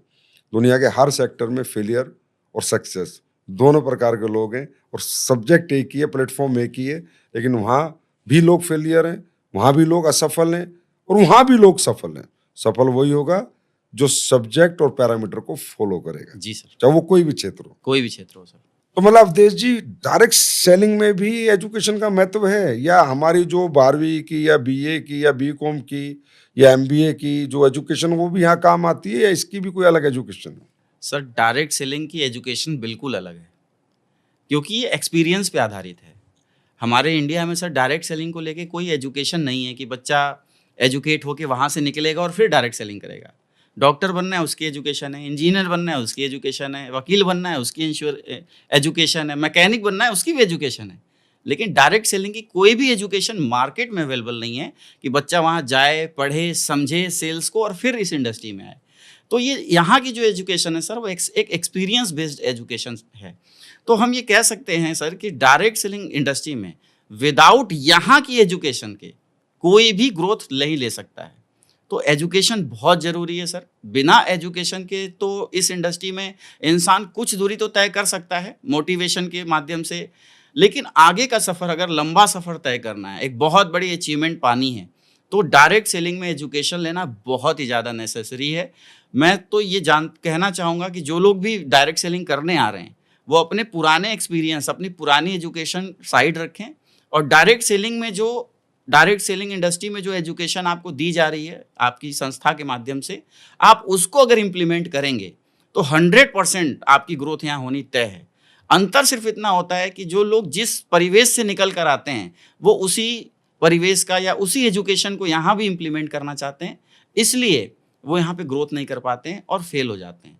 तो विदाउट एजुकेशन सर तो कुछ भी नहीं है। आज मैं जो भी हूँ इस इंडस्ट्री में, वो एक ही कारण है कि मैंने खुद को एजुकेट किया। और खासकर हमारी संस्था की बात करें सर, मेरी संस्था की बात करें, तो यहाँ पहले दिन से एजुकेशन हमें दी गई। मैं जब ब्रॉन्ज था सर, फर्स्ट रैंक मेरा हुआ, मेरी काउंसलिंग की गई, मुझे समझाया गया कि आपको टोपाज कैसे बनना है। उसकी एक प्रॉपर ट्रेनिंग मुझे दी गई, 8 स्टेप ट्रेनिंग समझाई गई कि आप टोपाज सिर्फ इन्हीं बेसिक एक्टिविटीज़ को करके ही बन सकते हो। मैंने टोपाज रैंक की सर, फिर मेरी एलएलटी की गई सर, और एलएलटी सर आपने ली, मैं बहुत बहुत धन्यवाद देना चाहूँगा। वो 15-20 लोग ही थे। आपके हरियाणा में सर एक होटल था, वहाँ एलएलटी हुई। मैं बहुत सौभाग्यशाली मानता हूँ कि मेरी एलएलटी आपके माध्यम से हुई। और उस दिन मैं 1.5 लाख कमा के तो बहुत मस्त हो गया था। मुझे लगा 3.5-4 लाख आ गए हैं, अब तो मज़ा ही आ गया जीवन में, अब तो चलेगा ही। लेकिन आपकी एलएलटी लेने के बाद सर समझ में आया कि लखपति होने से कोई काम यहाँ बनने वाला नहीं है, आपको विज़न करोड़पति का लेना पड़ेगा। और सर फिर वहाँ से हमें समझाया गया कि आपने डायमंड कैसे बनना है। एंड देन आफ्टर सर, इस बिज़नेस के अंदर जब आदमी डायमंड बनता है तो उसे डीएलटी मिलती है, और फिर बताया जाता है कि आपने करोड़पति कैसे बनना है, करोड़ों रुपए कैसे कमाने हैं। और सर जब करोड़पति बने तो सीएलटी हमें मिली और शानदार ट्रेनिंग रही सर। तो मतलब कह सकते हैं सर कि आज मेरी संस्था के अंदर ग्राउंड जीरो से लेके और करोड़ों रुपए तक कमाने के लिए हर एक रैंक पे एक अलग अलग ट्रेनिंग्स हैं। हम ये समझते थे कि बस बेसिक एक्टिविटी करो, बस लोगों को जोड़ो, प्लान बताओ, फॉलोअप करो और बस करोड़ों रुपए आएंगे, लेकिन ऐसा नहीं है। हर रैंक पे आपको यहाँ पे ट्रेनिंग्स दी जाती हैं, और सर इसी का नतीजा है, एजुकेशन का ही नतीजा है कि मैं आज यहाँ तक पहुँच पाया हूँ। आज जो भी अचीवमेंट और जो भी सक्सेस मेरे पास है सर, वो इस इंडस्ट्री की वजह से है और इस इंडस्ट्री में मिलने वाली एजुकेशन की वजह से है सर। अब आज एक बहुत बड़ी बात आपने क्लियर की, और ये कॉन्सेप्ट उन लोगों का भी क्लियर होगा जो ये कहते हैं कि यहाँ 8वीं पास पैसे कमा लेते हैं, 10वीं पास कैसे पैसे कमा लेते हैं, और कहीं ना कहीं उनको लगता है कि यार ये 8वीं 10वीं पास पैसे कैसे कमा लेते हैं, जादू मंत्र हो जाता है, यहाँ तो बड़ा इजी मनी है। तो आज उन लोगों के लिए अवधेश जी द्वारा बताया गया ये जवाब है कि आप अपने अपने क्षेत्र में एजुकेट हैं, लेकिन यहाँ जो 8वीं पास आता है वो भी इतनी गहराई से डायरेक्ट सेलिंग की एजुकेशन ले रहा है, वो यहाँ का एमटेक है, बीटेक है, एमबीए है डायरेक्ट सेलिंग का। बिल्कुल। इसीलिए वो इतनी जल्दी करोड़पति अरबपति बनता है। और जो बात लोगों को अखड़ती है जी, कि यार 8वीं पास पैसे कमा रहे, 6वीं पास पैसे कमा रहे, 10वीं पास अरबपति बन गया, 12वीं पास अरबपति बन गया, उन्हें बड़ा मतलब इनसिक्योरिटी फील होती है कि हमने इतनी पढ़ाई लिखाई करी है, डायरेक्ट सेलर क्यों इतनी लंबी छलांग मार रहे हैं। जी जी सर। तो उनको कहना चाहेंगे भाई डायरेक्ट सेलर छलांग नहीं मार रहे हैं, ये डायरेक्ट सेलिंग की जो एमबीए है ना, एमटेक, एमएस, एमडी, ये सब आके यहाँ करते हैं, बिल्कुल बिल्कुल। पढ़ते हैं। ये 6ठी क्लास में वहाँ पढ़ के आए हैं, लेकिन यहाँ के ये एम स्पेशलिस्ट हैं, यहाँ के एमबीए हैं, इसलिए यहाँ ये लोग कामयाब हो रहे हैं। तो आज आपके माध्यम से बहुत जनता का एक क्वेश्चन क्लियर होने वाला है कि यहाँ 8वीं पास पैसे कैसे कमा लेता है। जी सर, बिल्कुल। तो सर अब थोड़ा पर्सनल मैं आपसे पूछना चाहूंगा कि आपकी इतनी फास्टेस्ट अचीवमेंट के पीछे क्या कारण रहे, क्या किया आपने ऐसा कि आप इतनी जल्दी इस मुकाम पे पहुंच गए? सर सिर्फ मैंने एक काम किया इस बिज़नेस में आने के बाद, और वो रही अपलाइन की बात मानना। फर्स्ट मैंने एक ही चीज़ की शुरू से, कि आज तक इन 8 सालों के अंदर एक दिन भी ऐसा नहीं रहा कि जब अपलाइन ने कोई बात बोली हो और अवधेश नारायण जी ने वो बात न मानी हो। पहला सबसे बड़ा रीज़न ये रहा सर कि मैंने खुद को ज़ीरो किया। मैंने अपने पुराने वो 6 साल का अनुभव, एक्सपीरियंस, एजुकेशन सब ज़ीरो किया, क्योंकि AWPL के अंदर बिल्कुल अलग प्रोडक्ट थे, बिल्कुल अलग मतलब प्लान था, एजुकेशन सिस्टम बिल्कुल अलग थी। तो ये सबसे बड़ा कारण रहा सर कि मैंने खुद को सबसे पहले ज़ीरो बनाया, और यहाँ की जो एजुकेशन थी, यहाँ की जो नॉलेज थी, यहाँ के जो चीज़ें बताई गई कि आपको इस बिज़नेस में करना है, वो मैंने पहले दिन से की है। और लगातार मेहनत मैंने की, पहले दिन से अपलाइन, और मेहनत भी इसलिए की सर क्योंकि मेरे अपलाइन जो थे ना वो बहुत दमदार थे। वो दिन रात मेहनत करते थे और मैंने उनसे सीखा। असली में अगर मैं मेहनत की बात करूँ तो sir Shiv Kumar sir, Amit Dubey sir, ये 2 ऐसी शख्सियत हैं हमारे मतलब इस बिज़नेस में, मैं जहाँ हूँ इस संस्था के अंदर, जिनके माध्यम से मैंने मेहनत करना सीखा। मैंने सीखा कि एजुकेशन की क्या पावर है। तो मैं ये कह सकता हूँ कि सही समय पर एजुकेशन लेना, लगातार एजुकेट होते रहना, और उस एजुकेशन को सिर्फ लेना नहीं, इम्प्लीमेंट भी करना। वो मैंने इम्प्लीमेंट किया। लगातार मैंने यहाँ पे मेहनत की, बिना एक दिन का गैप दिए। चाहे मेरे परिवार में बर्थडे हो, चाहे कोई इवेंट हो, मैंने सबसे पहले सिस्टम को इम्पोर्टेंस दी, प्रायोरिटी सिस्टम को दी, महत्व सिस्टम को दिया, अपनी संस्था को और अपने काम को दिया इन 8 सालों के अंदर में सर। यही कारण था सर, जिसकी वजह से मैं आज यहाँ पे पहुँचा हूँ और इतनी बड़ी ग्रोथ हो पाई है सर। अवधेश जी, कई बार अपलाइन बोलता है कि ये कर लो वो कर लो, तो माइंड में तो कई बार लगता है कि यार हम भी तो कुछ पढ़े लिखे हैं, अब हमारा भी तो इतना बड़ा रैंक हो गया, अब हम भी तो ब्लू डायमंड है, एम्बेसडर है, रॉयल एम्बेसडर है, या ब्लैक डायमंड है, या रॉयल डायमंड है, क्राउन डायमंड है। अब यार अब हमें भी तो कुछ कर रहे हैं, तो हमेशा अपलाइन की बात क्यों माननी? तो आपका भी माइंड कभी ऐसे बोलता था क्या? सर बोलता तो था ऐसा नहीं है नहीं बोलता था, क्योंकि इंसान है सर, सबके अपने अपने इमोशंस हैं। कई बार ऐसा हुआ कि मुझे अपलाइन की बात नहीं समझ में आई कि ये करना चाहिए, लेकिन फिर मेरा वही एक्सपीरियंस और फिर मेरे अंदर से आवाज आई कि जब मैंने गुरु बना लिया तो गुरु की बात मुझे माननी है, चाहे कुछ भी हो जाए। अगर अच्छा होगा तो क्रेडिट मुझे मिलेगा, और अगर खराब हो गया तो इल्जाम गुरुजी पे जाएगा। तो लॉस कहीं से था नहीं सर। बोला तो अच्छा हो गया तो मैं, आपने कहा सर देखो मैंने कर दिया अच्छा हो गया, और नहीं हुआ तो देखो सर आपने कहा था। जी, मतलब जी, कहने का मतलब क्रेडिट खुद लेना है, और नहीं हुआ तो कम से कम ये तो कह देंगे अपलाइन को सर आप ही ने तो कहा था। जी सर। बहुत, मैं आपको सही बात बताऊं अवधेश जी, पूरे पॉडकास्ट में जो आपने ये बात बताई है ना, यही सच्चाई जिससे आप कामयाब हुए जी सर, कि बिल्कुल। कि आपने अपना दिमाग नहीं लगाया। नहीं लगाया सर, फर्स्ट डे से नहीं लगाया और आज तक नहीं लगाया। सर इस इंडस्ट्री में आके अपलाइन को एक बहुत बड़ा मुद्दा बना दिया जाता है कि अपलाइन जो कहता है वो करो, अपलाइन जो कहता है ऐसे खाओ, ऐसे ही पहनो, ऐसे ही रहो। अपलाइन की कई लोग कहते हैं यार हम कठपुतली हैं क्या? कई लोग कहते हैं यार अपलाइन हम कठपुतली, उनके गुलाम है क्या यार, हमारी भी मर्जी है। तो ये जो परसेप्शन है लोगों का कि भाई अपलाइन को इतना क्यों मानो, अपलाइन की इतनी बात क्यों मानो, क्यों उनके अनुसार जिंदगी जियो, क्यों उनके अनुसार कपड़े पहनो, क्यों उनकी हर बात मानो। तो कई बार डायरेक्ट सेलर को लगता है यार मैं क्यों मानूं उनकी हर बात। तो आपके अनुसार मतलब क्यों ऐसा लोगों को लग रहा है, और इससे क्या मतलब लोगों का फायदा क्या हो रहा है, नुकसान क्या हो रहा है? सर देखिए, जीवन में इंसान जो भी सफल हुआ है, उसने किसी एक व्यक्ति को अपना गुरु बनाया है, तभी वो अपने जीवन में सफल हुआ है और उसकी 100% बात उसने फॉलो की है। अगर मैं सामाजिक उदाहरण दूं सर, तो आज सचिन तेंदुलकर जी का नाम बहुत बड़ा है क्रिकेट में, भगवान कहे जाते हैं।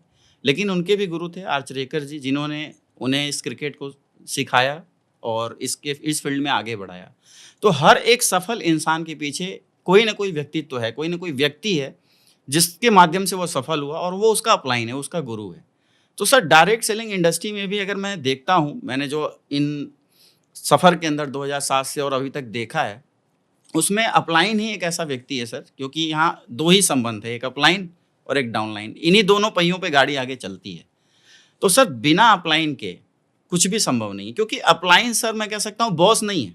यहाँ लोग समझते हैं अपलाइन बोल रहा है तो वो ऑर्डर है या वो बॉस है, उनकी ईगो हर्ट हो जाती है। यहाँ अपलाइन एक एक्सपीरियंस है सर, क्योंकि अपलाइन ने हमसे पहले बिजनेस की शुरुआत की। अपलाइन के पास हमसे ज़्यादा अचीवमेंट है। अपलाइन के पास अचीवमेंट ज़्यादा है तो उसने फाइनेंशियल मैनेजमेंट भी अपनी की होगी, उसने कुछ लॉस भी सहे होंगे, तो वो एक्सपीरियंस हमसे शेयर करता है। और वो एक्सपीरियंस अगर हम मान लें अपनी ईगो साइड करके, तो हम इस बिजनेस में सफल हो सकते हैं, और लोग हुए हैं। जो लोग भी इस बिजनेस में सफल हुए हैं सर, वो अपलाइन की बात सुनकर और मानकर ही सफल हुए हैं।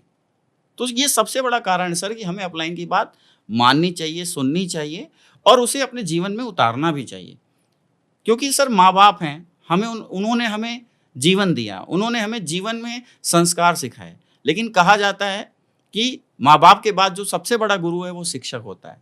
अगर हम स्कूल नहीं जाते, हमें अच्छे टीचर नहीं मिलते और अच्छी एजुकेशन वो हमें नहीं देते, तो शायद हम अपनी लाइफ में आगे नहीं बढ़ पाते। घर है सर, समाज है, वो हमें सामाजिक ज्ञान दे सकता है, समाज हमें समाज की बातें बता सकता है, दोस्त हमें घूमने फिरने और मौज मस्ती की बातें बता सकता है। लेकिन एक सही डायरेक्शन डायरेक्ट सेलिंग इंडस्ट्री में एक अपलाइन ही दे सकता है। जो व्यक्ति ये बात समझ गया सर, वो 101% इस बिजनेस में सफल बनेगा ही बनेगा, उसे कोई रोक नहीं सकता। क्योंकि कहा जाता है ये बिजनेस जस्ट डुप्लीकेट का है, जैसा आप करेंगे एज इट इज आपके साथ होगा। कई सारे लोग सर अपलाइन में कमियां ढूंढते हैं, अपलाइन में ये कमी है। कोई भी व्यक्ति 100% सर परफेक्ट नहीं है, अपलाइन भी नहीं हो सकता है। अगर वो 100% परफेक्ट होता तो भगवान हो जाता, वो नहीं है। कुछ ना कुछ कमी हर एक इंसान के अंदर है। तो कई लीडर्स क्या करते हैं, उन कमियों को पकड़ के और फिर वो नेगेटिव हो जाते हैं, वो डाउन लाइन में एक्सप्लेन करने लगते हैं कि यार ये कमी है। मैंने जो चीज़ें सीखी हैं सर इस बिज़नेस में, मुझे एक चीज़ समझ में आई कि मुझे अगर अपनी वैल्यू बनानी है, तो मुझे अपलाइन की वैल्यू बनानी पड़ेगी, क्योंकि अगर मैं अपलाइन की वैल्यू नहीं बना पाऊँगा, अपलाइन का एडिफिकेशन नहीं कर पाऊँगा, तो उस रोल में मैं भी हूँ सर, मैं भी तो अपनी टीम का अपलाइन हूँ। अगर मैं आज नेगेटिव बातें बोलूँगा, मैं अगर आज निराश होऊँगा, मैं अगर आज कमियाँ ढूँढूँगा, तो सर मेरा नेटवर्क मेरे में भी कमियां ढूंढ सकता है, क्योंकि मैं भी परफेक्ट नहीं हूं। तो एक एग्जाम्पल सेट हो जाता है। जो व्यक्ति अपने अपलाइन की कमियों को न देख के उनकी खूबियों को देखता है और हमेशा अपनी टीम के सामने अपने अपलाइन की एडिफिकेशन अच्छी रखता है, ऑटोमेटिक सर वह संस्कार और वह सिस्टम उस लीडर के नीचे डेवलप हो जाता है, और वो नेटवर्क सर जब बड़ा बनता है ना, तब इसका प्रॉफिट बहुत ज़्यादा लेता है, क्योंकि वो एक संस्कार वाला नेटवर्क होता है, एक सिस्टमैटिक नेटवर्क क्रिएट होता है, जहाँ पे सोशलबाजी, जहाँ पे पॉलिटिक्स और जहाँ पे नेगेटिव बातों की कोई संभावना ही नहीं होती। मैं बहुत सौभाग्यशाली मानता हूँ अपने आप को कि मुझे शिव कुमार सर और अमित दुबे सर जैसे अच्छे अपलाइन मिले, जिनकी गाइडलाइन में और जिनकी अच्छे संस्कार और अच्छे सिस्टम की वजह से आज मेरे नेटवर्क में ये प्रॉब्लम्स नहीं आती, और हमारा पूरा नेटवर्क सर बहुत हैप्पी है। मैं इसमें यही कहना चाहूँगा, प्रोफेशनल गुरु हर व्यक्ति का रहा है। एक होता है पर्सनल गुरु, वो मम्मी पापा रहे हमारे। प्रोफेशनल गुरु टीचर रहा, हमारा कोच रहा, हमारा डायरेक्टर्स रहे, हर क्षेत्र में, चाहे बॉक्सिंग के कोच रहे, रेसलिंग के कोच रहे, और कोच लोगों ने ही प्लेयर्स बनाए। बिल्कुल तो सर। वो प्रोफेशनल गुरु है, और हर कोच के लोगों ने पैर भी छुए, रिस्पेक्ट भी दी, रिगार्ड भी दिया, और जब बड़ी ट्रॉफी लेके आए तो उन कोचों के पैरों में लाके रखी कि बिल्कुल सर सर। आपने ना सिखाया होता तो मैं यहाँ ना होता। तो मुझे लगता है हमें ऐसे सीखना चाहिए, हमें सिर्फ डायरेक्ट सेलिंग के अपलाइन के तौर पे नहीं मानना चाहिए हमारा प्रोफेशनल गुरु है। जी सर। हमारे प्रोफेशनल में बड़ा बनाएगा। हम जिस प्रोफेशनल में इससे हमसे पहले इसमें कामयाब हो चुका है, इसका फुल एक्सपीरियंस है, और ये प्रोफेशनली हमें इस दुनिया में बहुत मुकाम पे, ऊंचाई पे ले जाएगा। ये पर्सनली हमारे माँ बाप ने हमें बनाया, संस्कार दिए, लेकिन प्रोफेशनल संस्कार सारे हमारा अपलाइन हमें देगा, हमारा बिल्कुल कोच सर। हमें देगा, हमारा गुरु हमें देगा। जी सर। तो अब मैं ये पूछना चाहता हूँ अवधेश सर, ये जो आज आपकी इतनी बड़ी कामयाबी, एम्बेसडर जैसा प्रेस्टिजियस रैंक आपने अचीव किया है, मेरे ख्याल 10 से 12 करोड़ से ऊपर की इनकम भी आपकी हो चुकी है, तो इस सब का क्रेडिट आप किसको देना चाहेंगे? सर ये सारा क्रेडिट जाता है सबसे पहले तो प्लेटफॉर्म को सर, क्योंकि अगर यही नहीं होता तो शायद हम लोग कितने भी टैलेंट हमारे अंदर होता, हम कितने भी मेहनती होते, हम कहीं कुछ भी नहीं कर पाते। अगर कर पाते तो 6 साल पहले जब मैंने किया था तभी कर पाते। तो सबसे बड़ा धन्यवाद, सबसे बड़ा सर थैंक यू मैं अपने जीवन का इस प्लेटफॉर्म को बोलूँगा, AWPL प्लेटफॉर्म को बोलूँगा, जिसके माध्यम से आज हमारा और हमारे जैसे बहुत सारे लोगों का जीवन सफल हुआ। और सर किसी भी अचीवमेंट के पीछे उस संस्था के प्रोडक्ट का बहुत बड़ा हाथ रहता है। मैं बहुत-बहुत धन्यवाद देना चाहता हूँ सर, प्रोडक्ट आपने जो बनाए हैं इस AWPL के अंदर में, जिसके माध्यम से आज बहुत अच्छा मार्केट बना हुआ है। कस्टमर सैटिस्फैक्शन सर यहाँ पे है। प्रोडक्ट की नीड हमें नहीं जनरेट करनी पड़ती है, ऑलरेडी नीड मार्केट में जनरेट है, तो बहुत बड़ा क्रेडिट जाता है सर प्रोडक्ट को। मैक्सिमम काम सर इस बिज़नेस में हमारा प्रोडक्ट करके दे रहा है। तो प्रोडक्ट हुआ सर, पे आउट हुआ, आज विदाउट टर्म एंड कंडीशन लगातार पे आउट बढ़ते चले जा रहे हैं। हम पहले दिन आए थे और आज का दिन है सर, कभी पे आउट कम नहीं हुए, कभी प्लान के अंदर ऐसा नहीं हुआ पे आउट कम हुए। लगातार मुझे 8 साल हो गए सर, इन 8 सालों में हमेशा प्लान में अपडेट हुए, लेकिन वो अपडेट के अंदर भी हमेशा हमारा फ़ायदा हुआ, डिस्ट्रीब्यूटर्स का फ़ायदा हुआ। तो सर पे आउट का दूसरा सबसे बड़ा रोल है। तीसरा सर सिस्टम का है, क्योंकि प्रोडक्ट कितने भी अच्छे बना लें, पे आउट कितना भी अच्छा बना लें, लेकिन अगर सिस्टम स्ट्रांग नहीं होगा तो छोटा नेटवर्क तो कोई भी चला लेगा सर, लेकिन एक बहुत बड़ा नेटवर्क 10 लाख 15 लाख लोगों का नेटवर्क एक बनाए गए सिस्टम के माध्यम से चलता है सर। तो आज एस्क्लेपियस वेलनेस की एजुकेशन सिस्टम के अंदर इतना पावर है, इतना दम है, जिसकी वजह से हम ग्रोथ कर रहे हैं सर। इनिशियली लेवल पे 8 स्टेप ट्रेनिंग, फिर जैसे हम बिजनेस में व्यक्ति शुरू करता है 10 कदम की ट्रेनिंग, जिससे उसे बिजनेस कैसे प्रमोट करना है ये पता चलता है। इससे भी advance training, SOS training, TTT training, LLT training, DLT training, CLT trainings. तो ये जो सिस्टम डेवलप करके दिया गया है सर AWPL प्लेटफॉर्म में, ये बहुत बड़ा रोल निभाया सर, क्योंकि हमें अपना दिमाग ही नहीं लगाना पड़ता। जैसे ही 1 महीना 2 महीना बीतता है, पता चलता है सिस्टम ने ये ट्रेनिंग ऑर्गेनाइज कर दी, आप इसमें अटेंड कर लो। जैसे कुछ समय बीतता है, सिस्टम ने ये इवेंट ऑर्गेनाइज कर दिया, आप इसको अटेंड कर लो। तो मैं तो 8 सालों के अंदर कभी माइंड लगा ही नहीं पाया कि हमें क्या करना है। सब कुछ बना बनाया गया सिस्टम के माध्यम से सर हुआ।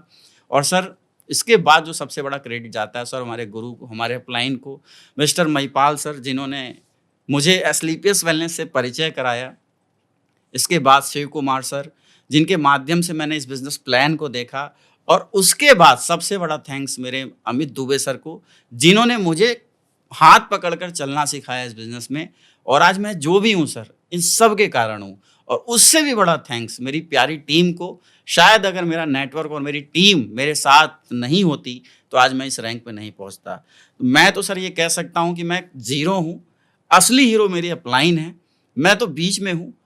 मेहनत डाउनलाइन की, समर्पण डाउनलाइन का, एक अच्छी डाउनलाइन और एक अच्छी अपलाइन मिल जाने की वजह से मैं अच्छा बन गया हूँ सर। बस मैं यही कहना चाहता हूँ। नहीं, ये आपका बड़प्पन है और कहते हैं, इसे कहते हैं ग्रेटिट्यूड। जी सर। दैट मीन्स आप में ग्रेटिट्यूड है कि आप सब लोगों को रिगार्ड रिस्पेक्ट देते हैं, जो भी आपके जीवन में आपकी कामयाबी के आपके साथी हैं।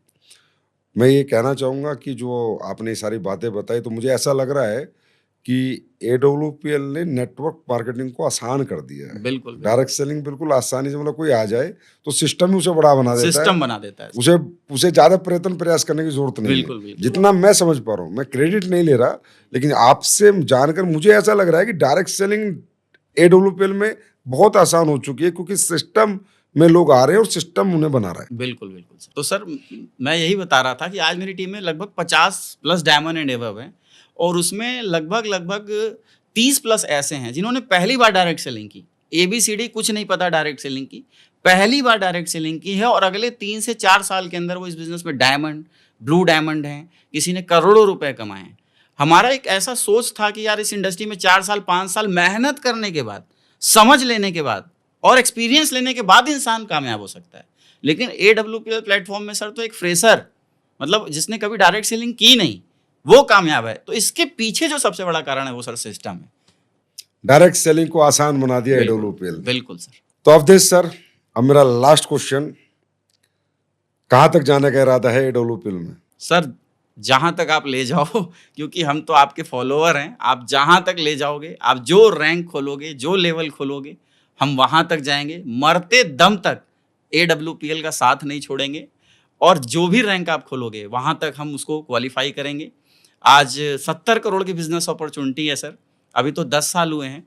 अगले 10 साल, 20 साल, 30 साल तक अगर 700 करोड़ की भी बिज़नेस अपॉर्च्युनिटी होगी, तो अवधेश नारायण वहाँ तक भी जाने का प्रयास करेगा, और अपने आने वाले जो फ्यूचर है, हमारे जो बच्चे हैं, उन्हें भी बोलूँगा कि तुझे वहाँ तक पहुँचना है। क्या बात है अवधेश सर, मतलब अभी भी पूरा जुनून बाकी है। बिल्कुल सर, अभी तो पूरा कुछ कमाया ही नहीं ऐसा लगता है एडब्ल्यूपीएल में, क्योंकि सोच और विज़न इतना बड़ा एसलीपीएस वेलनेस में मिल चुका है कि ये 12 करोड़ तो 12 लाख रुपए लग रहे हैं सर। जैसा आप हमें ट्रेनिंग देते हो, जैसा आप हमें समझाते हो, और जो आपने विज़न दिया है, तो बहुत कम अमाउंट लगता है सर। मेरी बेस्ट विशेस आपके साथ है। 12 करोड़ 120 करोड़ में बदलने वाले हैं, वो बहुत-बहुत जल्दी धन्यवाद सर। बदलेंगे। जिस तरह की आपका नेचर है, जिस तरह की आपकी सोच है, सेंस है, बिजनेस सेंस है कि बिजनेस कैसे किया जाता है, कामयाबी कैसे पाई जाती है, तो ऐसा व्यक्तित्व, मैं कह रहा हूँ, ये 12 से 120 करोड़ को मात्र 5-7 साल में भी बदल सकता है। बिल्कुल सर, धन्यवाद आपका। तो सर, जाते जाते कुछ पर्सनल आपसे जानना चाहेंगे, क्योंकि अभी ज़्यादातर लोग आपको प्रोफेशनली जानते हैं, पर्सनली बहुत कम लोग जानते हैं, लेकिन आज काफ़ी लोगों को पता चलेगा इस पॉडकास्ट के माध्यम से कि कौन है अवधेश सर।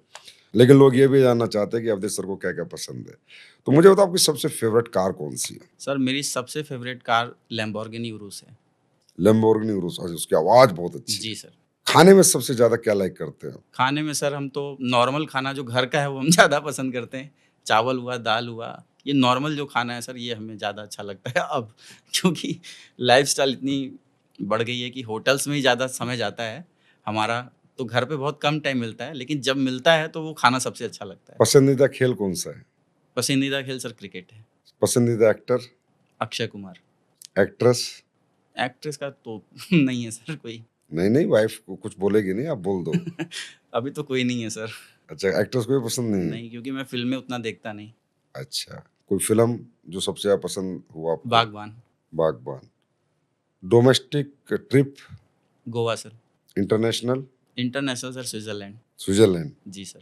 तो अवधेश सर, आपसे बात करके, आज आपके बारे में जान के बहुत कुछ मुझे भी सीखने समझने को मिला है, और मुझे पक्का यकीन है कि जब इस पॉडकास्ट को देश की जनता देखेगी, खासकर डायरेक्ट सेलर देखेंगे, या जो डायरेक्ट सेलिंग को जानते हैं वो देखेंगे, तो उनमें भी एक नई ऊर्जा का संचार होगा, और उन्हें भी ये पता चलेगा कि डायरेक्ट सेलिंग में इतने कम समय में इतनी बड़ी कामयाबी कैसे पाई जाती है।